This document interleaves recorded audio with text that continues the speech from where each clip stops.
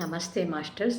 93ನೇ ದಿನದ ತುಳಸೀದಳ ಭಾಗ 1ರ ಪತ್ರಿಜಿ ಆತ್ಮಜ್ಞಾನ ಪ್ರಕಾಶಕ್ಕೆ ನಿಮಗೆಲ್ಲರಿಗೂ ಸ್ವಾಗತ ಸುಸ್ವಾಗತ ಮಾಸ್ಟರ್ಸ್. ಈ ದಿನದ ಸಂದೇಶ ನಿನ್ನೆ ಸ್ವಲ್ಪ ಹೇಳಿದ್ದೆ ಮಾಸ್ಟರ್ಸ್. ಇದ್ರ ಬಗ್ಗೆ ನಿನ್ನೆ ಹೇಳಿದೆ ಅಂದರೆ ಗತ ಅವಗತ ವಿಗತ ಅಪ್ಪೋದೀಪೋಭವ ನನ್ನ ದಾರಿ ಮರಳು ಭೂಮಿ. ಮತ್ತು ಈಗ ನನ್ನ ದಾರಿ ಮರಳು ಭೂಮಿ ಅಂದನೇ ಸ್ಟಾರ್ಟ್ ಮಾಡ್ತೇನೆ. ಇದು ಫುಲ್ ಇದೆ ಮಾಸ್ಟರ್ಸ್.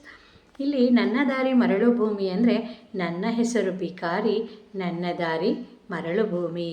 ಮನಸ್ಸಿರುವ ಕಡೆ ಮಜಲು, ಬೇಡ ಸಾಕು ವರ್ಗಾವಣೆ.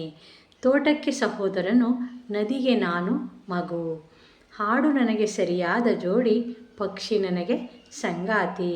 ಬೇಸರವಿರದು, ಖುಷಿ ಹೋಗದು, ಬಳಲಿಕೆ ಇಲ್ಲವೇ ಇಲ್ಲ. ನಿಜಕ್ಕೂ ನನ್ನ ಮತ್ತೊಂದು ಹೆಸರು ಆನಂದ ವಿಹಾರಿ. ಎಚ್ಚರವಾಗಿ ಕನಸು ಕಂಡು ಮೇಘಗಳ ಮಹಡಿ ಮೇಲೆ ಮಿಂಚಿನ ಉಳುವಿನಂತಹ ನನ್ನ ಪ್ರೇಯಸಿಯನ್ನು ಊಹಿಸಿಕೊಂಡು ಕಾಮನ ಬಿಲ್ಲಿನ ಪಲ್ಲಕ್ಕಿಯ ಹತ್ತಿ ಭೇಟಿಯಾಗಬೇಕೆಂದು ಆಕಾಶ ಬೀದಿಯಲ್ಲಿ ಪಯಣಿಸುವ ಪಯಣಿಗನೇ. ಕೂಳಿಗೆ ನಾ ಬಡವನು, ಗುಣಗಳಲ್ಲಿ ಗಣ್ಯನು. ಸಂಕಲ್ಪವೇ ನನ್ನ ಧನವು, ಸಾಹಸವೇ ನನ್ನ ಬಲವು. ಎಂದಾದರೂ ಈ ಗರೀಬ, ಆಗದಿರನು ನವಾಬ. ಅಲ್ಲಿಯವರೆಗೆ ನಾನೊಬ್ಬ ನಿರಂತರ ಸಂಚಾರಿ. ಪಾಲಗುಮ್ಮಿ ಪದ್ಮರಾಜರವರು ಶ್ರೀ ರಾಜರಾಜೇಶ್ವರಿ ವಿಲಾಸ್ ಕಾಫಿ ಕ್ಲಬ್ ಇವರು ಸಿನಿಮಾನು ತೆಗೆದಿರೋಂಥದ್ದು 1973ರಲ್ಲಿ. ಇದು ಒಂದು ಅದ್ಭುತವಾದ ಹಾಡು ಮಾಸ್ಟರ್ಸ್. ಆಧ್ಯಾತ್ಮಿಕ ಜ್ಞಾನ, ಆತ್ಮವಿಕಾಸ ಹೆಚ್ಚಾಗಿ ಈ ಹಾಡಿನಲ್ಲಿ ತುಂಬಿದೆ. ನನ್ನ ದಾರಿ ಮರಳು ಭೂಮಿ ಅಂದರೆ ಹೊರಗೆಲ್ಲ ಶೂನ್ಯ, ನನ್ನ ಹೆಸರು ಬಿಕಾರಿ ಅಂದರೆ ಒಳಗೆಲ್ಲ ಶೂನ್ಯ. ಈ ಸ್ಥಿತಿಯಲ್ಲಿ ಸದಾ ಸ್ಥಿತಿಮಯವಾಗಿ ಇರುವವನೇ ಒಬ್ಬ ಜ್ಞಾನಿ. ಆತನಿಗೊಂದು ಪ್ರತ್ಯೇಕ ಸ್ಥಾನ ಎಂಬುದು ಯಾವುದೂ ಇಲ್ಲ. ಎಲ್ಲ ಸ್ಥಳಗಳು ಆತನದೇ, ಎಲ್ಲ ಸ್ಥಾನಗಳು ಆತನಿಗೋಸ್ಕರವೇ. ಮನಸ್ಸಿರುವ ಕಡೆ ಮಜಲು ಮಾಡುತ್ತಾ ಇರುತ್ತಾನೆ. ಪ್ರಯೋಜನ ತೀರಿದ ಕೂಡಲೇ ಬದಲಾಗುತ್ತಾ ಇರುತ್ತಾನೆ. ತೋಟ ಅಂದರೆ ವೃಕ್ಷ ಸಾಮ್ರಾಜ್ಯ. ತೋಟಕ್ಕೆ ಒಡಹುಟ್ಟಿದವನು ಅಂದರೆ ಗಿಡ ಮರಗಳೇ ಸಹ ಯಾತ್ರಿಕರಾಗಿ ಇದ್ದಾರೆ ಎಂದರ್ಥ. ನದಿ ಎನ್ನುವುದು ಖನಿಜ ಸಾಮ್ರಾಜ್ಯವನ್ನು ಸೂಚಿಸುತ್ತದೆ. ನದಿಗೆ ನಾನು ಮಗು ಅಂದರೆ ಆ ಖನಿಜ ಸಾಮ್ರಾಜ್ಯದಿಂದ ನಾನು ಬಂದಿರುವೆ ಎನ್ನುವ ಸಂಗತಿಯನ್ನು ತಿಳಿದುಕೊಂಡವನು. ಹಾಡು ನನಗೆ ಸರಿಯಾದ ಜೋಡಿ ಎಂದರೆ ತನ್ನ ಗಾನವೇ ತನಗೆ ಜೊತೆ ಎಂದು, ತನಗೆ ತಾನೇ ಜೊತೆ ಎಂದು. ಬೇರೆ ಮನುಷ್ಯರ ಸಾಂಗತ್ಯವೇ ಬೇಕಿಲ್ಲದವನು ಎಂದು. ಪಕ್ಷಿ ಎನ್ನುವುದು ಪ್ರಾಣಿ ಸಾಮ್ರಾಜ್ಯವನ್ನು ಗುರುತಿಸುತ್ತದೆ. ಪಕ್ಷಿ ನನಗೆ ಸಂಗಾತಿ ಎಂದರೆ ಪ್ರಾಣಿಗಳೊಂದಿಗೆ ಸಹಜೀವನವನ್ನು ನಡೆಸುತ್ತಿರುವವನು ಎಂದು ಅರ್ಥ. ಈ ವಿಧವಾಗಿ ಪ್ರಕೃತಿಯ ಜೀವರಾಶಿಗಳೊಂದಿಗೆ ಕಲೆತು ಬೆರೆತು ಇರುತ್ತಾನೆ. ಆದ್ದರಿಂದ ಒಬ್ಬ ಜ್ಞಾನಿಗೆ ಎಂದೂ ಬೇಸರವಿಲ್ಲ. ಆತ ಸದಾ ಸಂತೋಷವಾಗಿ ಇರುತ್ತಾನೆ. ಆತನಿಗೆ ಬಳಲಿಕೆ ಎನ್ನುವುದೇ ಎಂದೂ ತಿಳಿಯದವನು. ಯಥಾರ್ಥಕ್ಕೆ ಆತನು ಆನಂದ ವಿಹಾರಿ. ಎಚ್ಚರಗೊಂಡು ಕನಸು ಕಂಡು ಅಂದರೆ ಧ್ಯಾನದಲ್ಲಿ ಸೂಕ್ಷ್ಮ ಶರೀರ ಯಾತ್ರೆಗಳು ಮಾಡುವುದು. ಮೋಡಗಳ ಮಹಡಿಯಲ್ಲಿ ಅಂದರೆ ಮೇಲೆ ಇರುವ ಊರ್ಧ್ವ ಲೋಕಗಳಲ್ಲಿ ಇರುವ ಮಿಂಚುವ ಬಳ್ಳಿಯಂತಿರುವ ನನ್ನ ಪ್ರೇಯಸಿ ಅಂದರೆ ಮಿಂಚುತ್ತಿರುವ ಅತ್ಯಂತ ಪ್ರಿಯಾತಿಪ್ರಿಯವಾದ ಸರ್ವಶಕ್ತಿಯುತವಾದ ತನ್ನ ಪೂರ್ಣಾತ್ಮ ಅಂತ ಅರ್ಥ. ಊಹಿಸಿಕೊಂಡು ಅಂದರೆ ಮೊದಲು ಸಿದ್ಧಾಂತಪರವಾಗಿ ತಿಳಿದುಕೊಳ್ಳುವುದು. ಕಾಮನ ಬಿಲ್ಲಿನ ಪಲ್ಲಕ್ಕಿ ಅಂದರೆ ಗುರುಗಳನ್ನು ಪಲ್ಲಕ್ಕಿ ಹಾಗೆ ಮಾಡಿಕೊಂಡು ಎಂದರ್ಥ.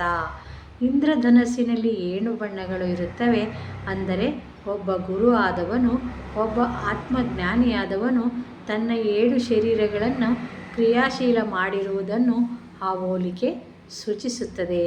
ಹತ್ತಿ ಅಂದರೆ ಆ ಯೋಗಿಯ ಸಹಾಯದಿಂದ ಭೇಟಿಯಾಗಬೇಕು ಅಂದರೆ ಪೂರ್ಣಾತ್ಮನೊಂದಿಗೆ ಅನುಸಂಧಾನವನ್ನು ಏರ್ಪಡಿಸಿಕೊಳ್ಳಬೇಕು ಅಂತ ಅರ್ಥ. ಆಕಾಶ ಬೀದಿಯಲ್ಲಿ ಪ್ರಯಾಣ ಮಾಡುವ ಪಯಣಿಗ ಅಂದರೆ ಸೂಕ್ಷ್ಮ ಲೋಕಗಳ ಯಾತ್ರಿಕನು ಆಗುವುದು ಎಂದರ್ಥ. ಗುರುಪದೇಶವನ್ನು ಹೊಂದಿ ಧ್ಯಾನ ಪ್ರಕ್ರಿಯೆಯ ಮೂಲಕ ಪೂರ್ಣಾತ್ಮ ಜ್ಞಾನವನ್ನು ಹೊಂದಿ ಊರ್ಧ್ವ ಲೋಕಗಳಲ್ಲಿ ಪ್ರಯಾಣ ಮಾಡುವ ಯೋಗಿಯವನು ಎಂದು.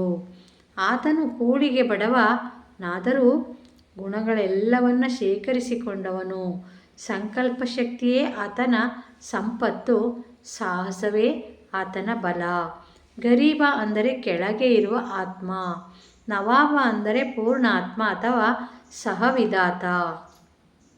ಆ ಔ ಆ ಖ ಇಂ ಖಿ ಔ ಖ ಎಂದಾದರೂ ಆಗದಿರನು ಅಂದರೆ ತಾನೂ ಸಹ ಎಂದಿಗಾದರೂ ಆ ಪೂರ್ಣಾತ್ಮನ ಸ್ಥಾಯಿಗೆ ಸೇರಿಕೊಳ್ಳುತ್ತಾನೆ ಎಂದು. ಒಂದು ದಿನ ಸಹವಿಧಾತನಾಗಿ ಆಗುವನು ಎಂದು ತಿಳಿದುಕೊಂಡವನು. ಪ್ರತಿ ಚಿಕ್ಕ ಹುಡುಗನು ಬೆಳೆದು ಸಹಜವಾಗಿ ದೊಡ್ಡವನಾದಂತೆ, ಪ್ರತಿ ಮೊಳಕೆಯೂ ಬೆಳೆದು ಮರವಾದಂತೆ ತಾನೂ ಸಹ ಆ ವಿಧವಾಗಿ ಎಂದಿಗಾದರೂ ಹೇಗಾದರೂ ಒಬ್ಬ ಮಹರ್ಷಿಯಾಗಿ ತಪ್ಪದೇ ಆಗುವೆನು ಎಂದು ತಿಳಿದವನು. ಅಲ್ಲಿಯವರೆಗೂ ಅಂದರೆ ನವಾಬ ಆಗುವವರೆಗೂ ನಿರಂತರ ಸಂಚಾರಿ ಅಂದರೆ ನಿರಂತರವಾಗಿ ಸಂಚರಿಸುತ್ತಾ ಎಲ್ಲರಿಗೂ ಬೋಧಿಸುತ್ತಾ ಎಲ್ಲರನ್ನೂ ಉತ್ತೇಜನಗೊಳಿಸುತ್ತಾ ಇರುತ್ತಾನೆ ಎಂದು. ನನ್ನ ದಾರಿ ಮರಳು ಭೂಮಿ, ನನ್ನ ಹೆಸರು ಭಿಕಾರಿ. ಎಂದಿಗೂ ಒಳಗಿನ ಶೂನ್ಯತೆಯನ್ನು ಹೊರಗಿನ ಶೂನ್ಯತೆಯನ್ನು ಮರೆಯದಿರುವವನು ಎಂದು ಅರ್ಥ.